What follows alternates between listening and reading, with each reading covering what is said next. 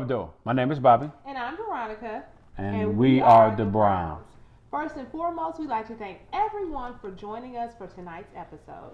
We'd also like to send a special thank you to everyone that joined us last week for our premiere episode. We look forward to gaining more viewers as you reach out and encourage other couples to come and join us and be blessed. So, on tonight's episode, we decided to delve into the topic of blended. Yes. After last week's episode, we got tons of questions, and the main question was, what is blended? So, we're going to give you our definition of blended. Well, blended is exactly what it sounds, which is, something coming together that's coming one. And the average home today don't look like, mother and father, that husband and wife come together and have their first child together. It's when the people meet and they come together and you have one already have a child, one don't, or they both have kids. It's a perfect example is the Brady Bunch. That's a perfect example of the reality of blended. It's two different worlds, not only just worlds in man and woman, but mother and father come. Well, some people actually call it baggage, but it's not baggage. It's their past that's a part of who they are. When I met V-Rock, when we first met, I was a package. And part of my package, me being who I am, is that I was a father and I had a 3-year-old daughter.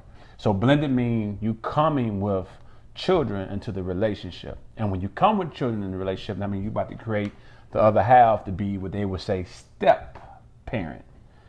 To me, step is not a bad thing, but you hear, they even had a movie called Stepdad. I mean, step mean to look a bit, a scary movie, look bad a certain way, but it really means step in place, And for me, when we first started going to church, the little things to me, when I read God's word, give me understanding of today's time. I really believe God had a sense of humor that he understood from then to now. He's the same God yesterday, today, and tomorrow. And when I think about Jesus, you don't hear much about Joseph, even from the standpoint of the bloodline dealing with David with Joseph. For those who understand the Bible, for those who want to go read, please read it.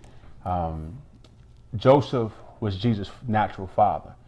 And when he found out that Mary, which was Jesus' mother, was pregnant with him, the angel of the Lord had to come visit him because he had to pray. He had to recognize, he had to make some choices because him and Mary were engaged to get married. And she came up pregnant. So the reality of that is like today's time watching Murray.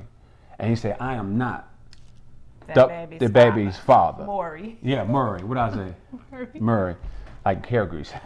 So the reality of that is that, people, you get in that situation, you're like, I'm out.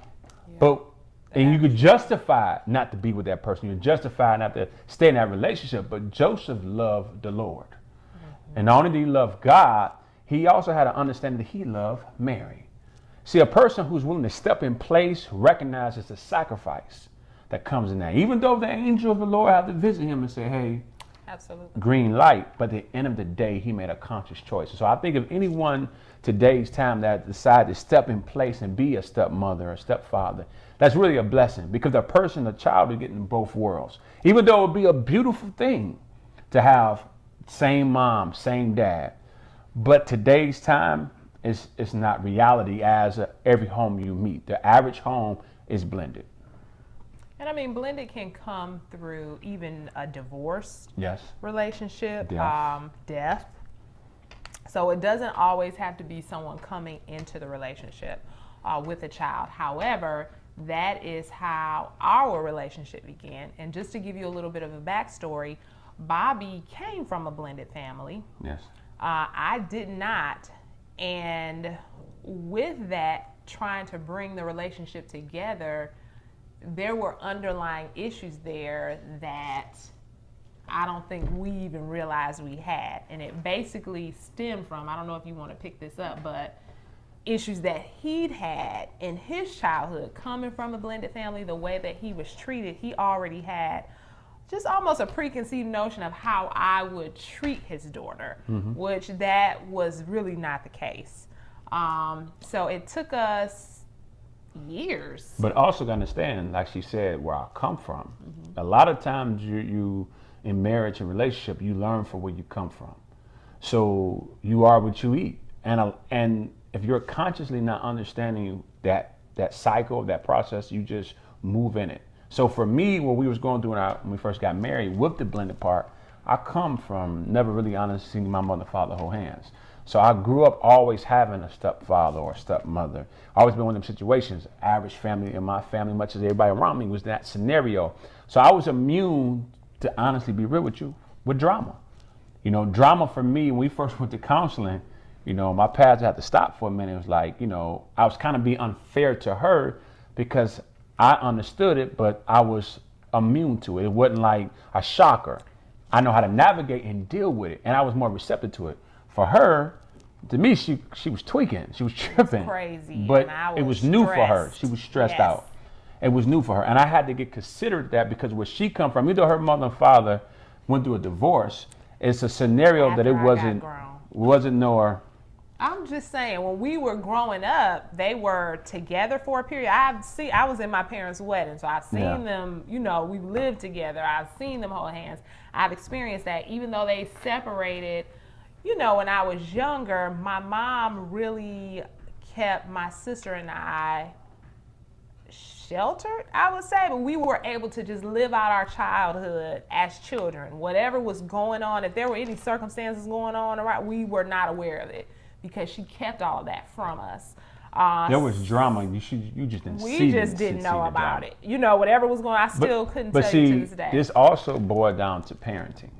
I really believe parenting play a role. Then I'm grown with it now. You understand the kind of parent makes a difference. Also, how you expose the children to the blended aspect. Because the blended could be smooth or it could be dramatic. And mine was dramatic.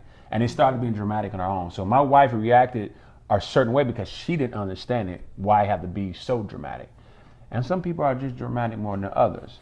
But at the end of the day, you have to humble yourself and recognize that it's all about the child. That's what it's all about. If you come in this relationship as husband and wife, you got to for sure know that it's about the relationship, but they also got to be considerate of the child at the same time because there's a lot involved that you could seriously mess some children's life up. Before we even get there, I feel key steps that we feel you definitely need to take. Communication, that's key. Yes. So our, blended family situation, we did have a lot of drama. We won't really go into great detail, but Bobby has been in jail, like all of this with a new marriage, like within the first 1 to 5 years, not even 5, 1 to 3. Yeah.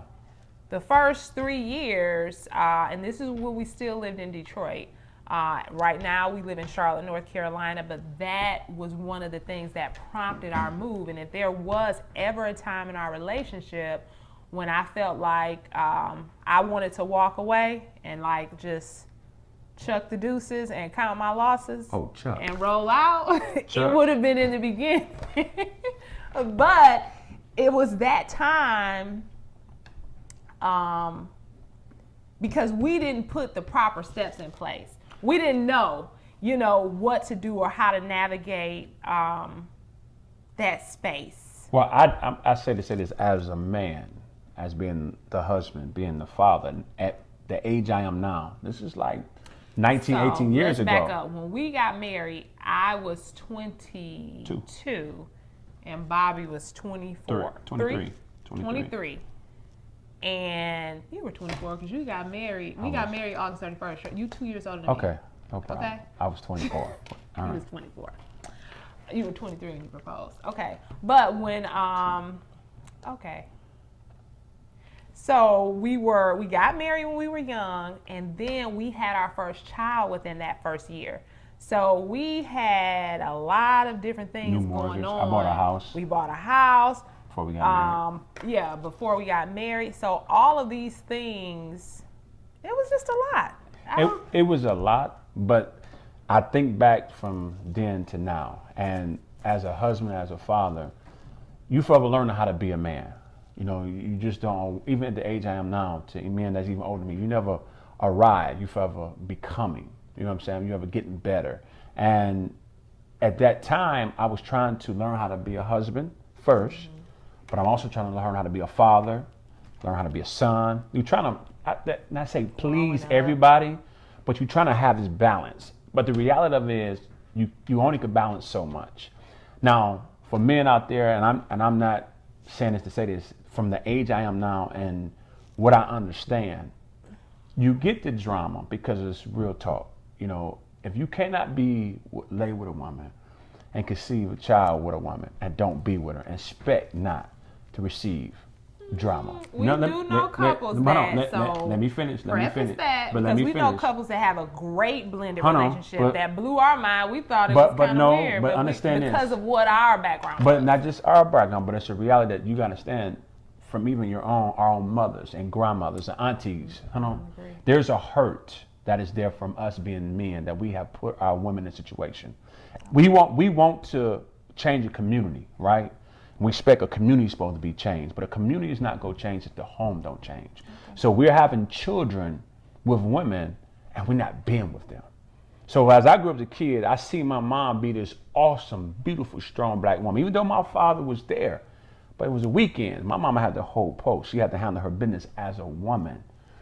She was put in a position not because she wanted to be, because of the reality in life that daddy wasn't with her. Just like our average women, a man don't want to be there or the situation itself, but reality is they're going to be in pain, they're going to be hurt. So their reaction is out of emotions. When you're young, you don't recognize that. You just think she's tripping. Like, move on, be happy. No, it's a lot because there is emotional, spiritual connection, emotional connection. Mm-hmm. There's so many dynamics there. So as a man, first thing first, it's a part of you recognize what you have done. You know that you've made some choices in your life that is the child is the blessing out of it, period.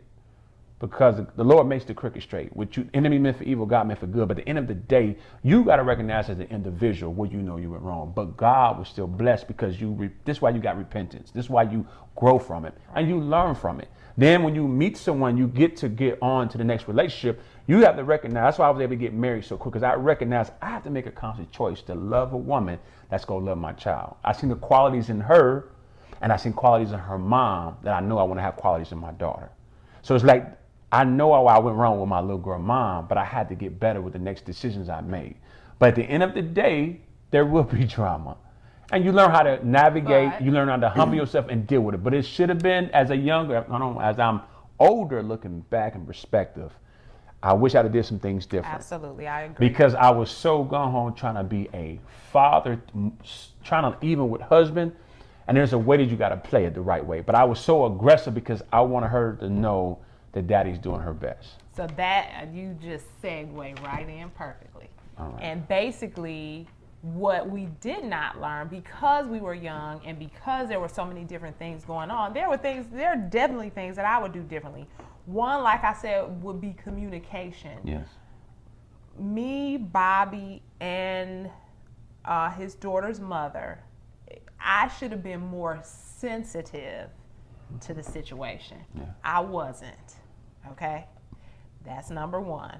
But had communication taken place with us to set the ground rules going in, and not even necessarily ground rules, but making sure that we were all together on one accord for the sake of his daughter, yeah. I feel like things would have went smoother there as well. And I'm not taking all of the blame, but I will take some responsibility. Yeah. From that, I feel like something you just spoke so eloquently, you must understand the hierarchy or what's important. And it's not only in the blended family or with the child that might be from a previous relationship, but with your relationship too. It's God first, then it's your spouse, then it's the children. Yes. Right? Because if this right here, first of all, if this right here ain't together, ain't nothing else gonna be together. That's okay? Right. So first, let's make sure we are on one accord and in alignment with Christ. But then this needs to be in alignment, because if we are not in alignment and on one accord, then it's just going to disrupt the whole household, and we were not. So that's the second key that I think. The first one is communication with all parties involved, so that you can go ahead just going in. So boundaries are set. There were boundaries that I know I crossed with Bobby's daughter's mom. Period. I know, like now looking back, at that time, our oldest is Joshua. he's a boy, but then our baby is a girl, and she's 9. And now, being the mom of a daughter, I think back to things that I did, and I'm like, girl, I would have wanted to jack you up too if somebody was, was doing those things to Gabby. Yeah. So the relationship with her is still not. I mean, at this point, Bobby's oldest daughter is grown. Yeah. But just looking back in retrospect, or even if she ever watches this, I do owe her an apology. Just looking back now, at certain things that I did, I definitely could have done them differently. And I feel like, if I were more mature, and I'm not saying I was just straight up immature. I feel like I was still somewhat mature. Yeah. But if I were more mature, then I turned the cheek a lot. But a whole lot. I almost got hit on your cheek. I did. I still, I still threw salt in an open wound. I should have been more sensitive just to her as a woman, me being a woman. How would I feel if I was in that situation looking at my mom? So, number one, communication with all parties involved to set the right boundary so that everybody is on one accord, because the main interest, the vested interest should be with the child, for everyone to make sure that it's a smooth transition.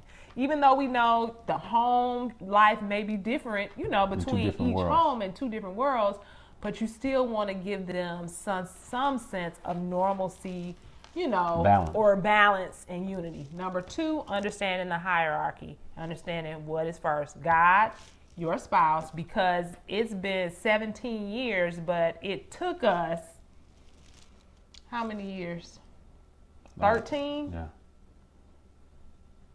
13 for Bobby to see that a lot of those years I was third, me and the other 2 children. You are right in the sense of certain. I don't think I meant to put y'all as third, but there is and I think because she didn't come, and then to go back to where you come from, she grew up never seeing her mother and father together.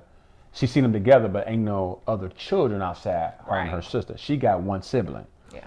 Hey, I got 2 sisters, and we ain't got the same parents. Average home don't have the same siblings. So there's a dynamic, again, going back to childhood. She never seen to experience certain things that I did, so she couldn't be sensitive enough because she didn't understand it. And what happens is the enemies will play on your emotions. You get resentment, you get anger, you get, it's divide and conquer. It's the mindset. If we don't humble ourselves.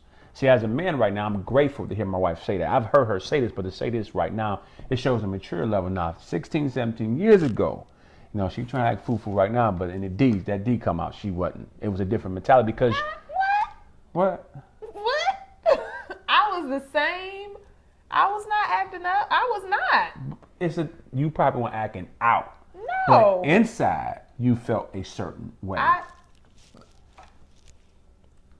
Okay. A certain way. Obviously, you felt a certain, because guess what? Your experiences, I feel like your emotions. It was warranted. But you just said it. You said I'm saying it was warranted. Like a warrant? Arrest? I feel like, now, like I said. Keep it real. I do feel like, we're not going to go into detail because I'm telling y'all I could write a book. I still might. And I would be honest, truthful about my part. However, like a lot of things that occurred, I had a right. Just because I had a right, though, don't mean it was right. But I feel like I had a right to feel how I felt. And I know that we were third. I don't know what else to tell you. All of that played a part. You know what I'm saying? But you have to be so secure and grounded in your marriage. I ate that because I love Bobby. And our whole thing when we got married was divorce is not an option. Number 1. We didn't say that, but that is what it was. So when issues arise, it was like, okay, is this even worth it? I'm going to just go to sleep because it's not even worth it. If divorce is not an option, that minimizes issues that you would probably blow up. So sometimes you need to pick your battles. That's really what it boils down to. So when we knew divorce was not an option, I knew that it was important for Bobby to let his daughter know that he was always there, right? So even if that meant us coming second. So that was something that I had to eat. Did it affect us? Absolutely. It affected us financially. It affected me emotionally. There are so many different things, or, back then, or even here, maybe probably 4 or 5 years ago, I felt like, oh, we could have been further if you hadn't done all this, but we had to come together and reconcile, you know what I'm saying, all of those emotions, all of the resentment, whatever was out there. But it brought closure for me once he came to the realization that, okay, as I do look back, I wish I would have done things differently. But a part of me, where the relationship stands now with his daughter and how things have unfolded, and that's something we really won't be able to get into, but we will be able to kind of go more in depth with this, because this is another little scratch the surface. I would not take those things back now, looking back in retrospect, because how everything unfolded, I'm happy that he made the decisions that he made. Now, I don't know if I want to say happy. I guess I'll say happy, because at the end of the day, he did all he could do, and she knows that. You know what I'm saying? So it wasn't like we were ever holding him back or making her not feel like she was a part of the family, or like there was a difference. He always went above and beyond at whatever cost. And I think another thing for people who are blended family, when you have children that's not in your same home, it's just a whole nother dynamic. And your goal in life is never want your children to feel they left out, or they're not getting what they would think that the other kids are getting. I think a man mindset is to just treat all your kids right. I grew up not calling my sister half sister. You know what I'm saying? I never said that, because we were, brothers and sisters. But at the end of the day, we don't have the same mom, or we don't have the same father. So there's dynamics to that affects people differently. But I am grateful today where we at right now in our marriage, because we able to recognize it, and I'm able to be real with my son. Like my father kept it real with me the best he knew how, being honest like this. Like I'm talking right now, he was talking to me like this at 12, 13, 14 years old. But when you're young, you're not listening, and the goal is to break them cycles, and it's amazing feeling when you're able to have a child with your wife, and it's not, you're married and they're not out of wedlock, and it's like, it's right. And I'm not trying to sound funny, I'm being real. I had my oldest daughter. I was 18 years old. I became a father young. I got on my own at 18, had to man up. It helped me mature me to a level in life. And when we got people don't know, because we're going depth about don't feed that monkey. Anybody know Bobby Brown? No, that's my saying, don't feed that monkey. Well, the Lord was dealing with me and her while we was engaged already, but when we got married, she was 5 months pregnant.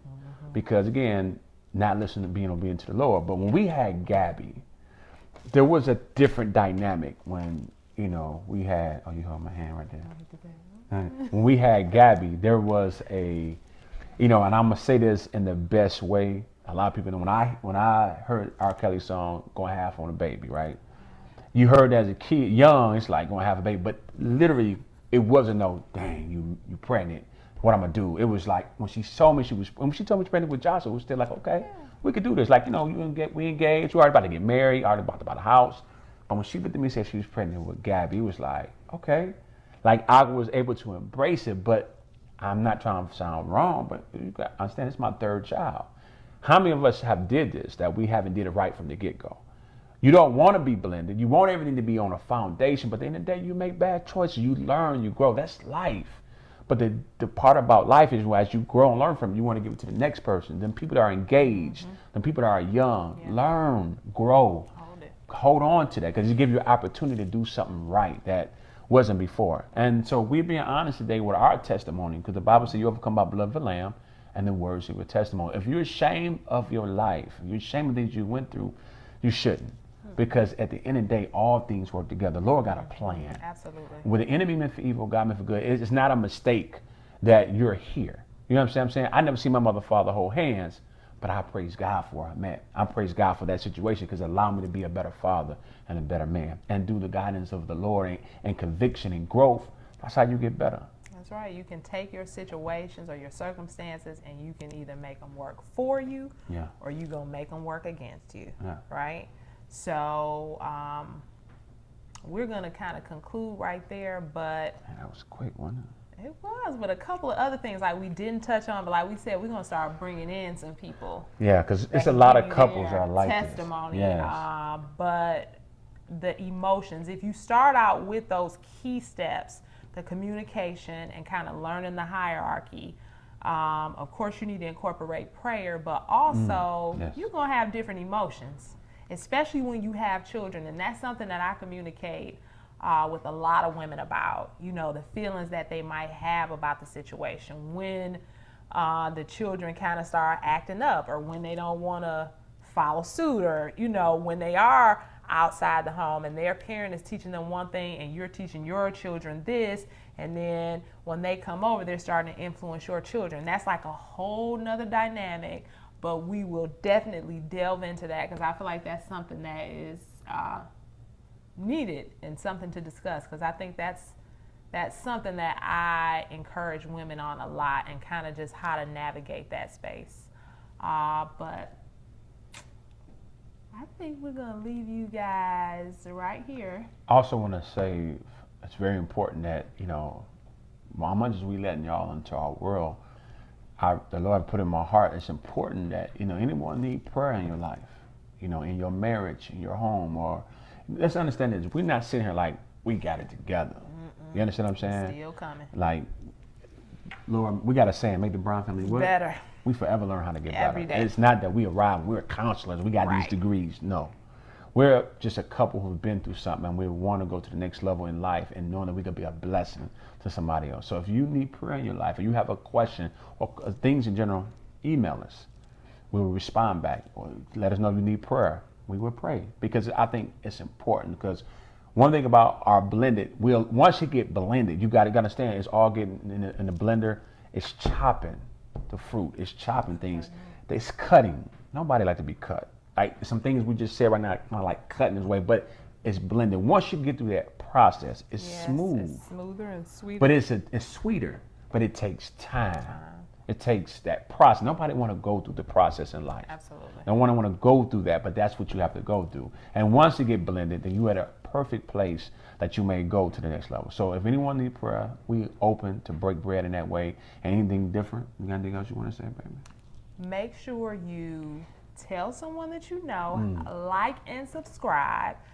These videos will go live every Monday on YouTube at 8:00 p.m. Following that, we will upload the videos to Facebook, and also we are having a giveaway. So stay tuned and be on the lookout. So with that, thank you guys for watching, and we look forward to breaking bread with you next week. Break bread.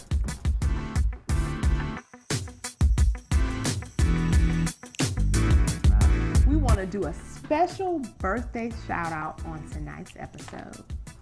Happy birthday, Deja. We love you, and we say happy birthday.